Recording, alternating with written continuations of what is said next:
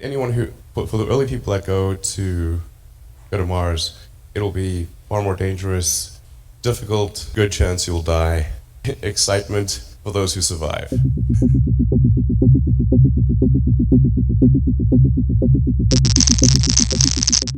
We're gonna need some volunteers to be colonists. Do we have any colonist volunteers here for Mars? Actually, not many hands raised, by the way. I mean, the moon of Mars is often thought of as like, is this some escape hatch for rich people? But it won't be that at all. It's anyone who, for the early people that go to Mars, it'll be far more dangerous. I mean, really, it kind of reads like Shackleton's ad for Antarctic explorers. You know, it's like difficult, dangerous, good chance you'll die. Excitement for those who survive. That kind of thing. I think there's not many people who actually want to go in the beginning, because all those things I said are true. But there'll be some who will, for whom the excitement of the frontier and exploration exceeds the concern of danger. And they will start off building the most elementary infrastructure, just a base to create propellant, a power station, glass domes in which to grow crops, all of the sort of fundamentals, without which you cannot survive. And then really there's going to be an explosion of entrepreneurial opportunity, because Mars will need everything from iron foundries to pizza joints to nightclubs. Definitely pizza joints. I think Mars should really have great bars. The Mars bar. It's all right. Look, I love dad jokes. All right? What's wrong with me? I'm dad. What do you think the timeline for this is? So I'm feeling pretty optimistic about the timeline, although I can be a little. Sometimes my timelines are a little, you know.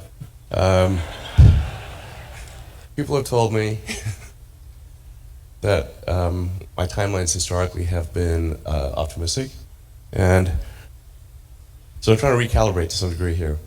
But I can tell you what I know currently is the case is that we are building the first ship, the first Mars or interplanetary ship right now, and I think we'll be able to do short flights, short sort of up and down flights, probably sometime in the first half of next year. What's amazing about this ship, assuming we can make full and rapid reusability work, is that we can reduce the marginal cost per flight dramatically, by orders of magnitude compared to where it is today. If you consider aircraft, for example, you can lease a 747 and do a return flight full of cargo from California to Australia for $500,000. That's what it costs to lease a 747 fully round trip to Australia, which is far. To buy a single engine turboprop plane, a good one, would be about $1.5 million, and that can't even reach Australia, and it's tiny compared to a 747. So what that means is like it costs less to use a giant plane with huge cargo for a long trip than that costs way less than buying a small plane for a short trip in the aircraft world. And the same actually is true of rocketry. A BFR flight will actually cost less than our Falcon 1 flight did back in the day. So that was about a $5 or $6 million marginal cost per flight. We're confident that BFR will be less than that. So that's profound, and that is what will enable the creation of a permanent base on the moon and a city on Mars. And that's the equivalent of like the Union Pacific Railroad, or having ships that can cross oceans. Until you can get there, there's no way for all of the entrepreneurial energy to you can't do anything. There's nowhere for all the flowers to bloom. Once you can get there, the opportunity is immense. So we're going to do our best to get you there, and then make sure that there's an environment in which entrepreneurs can flourish.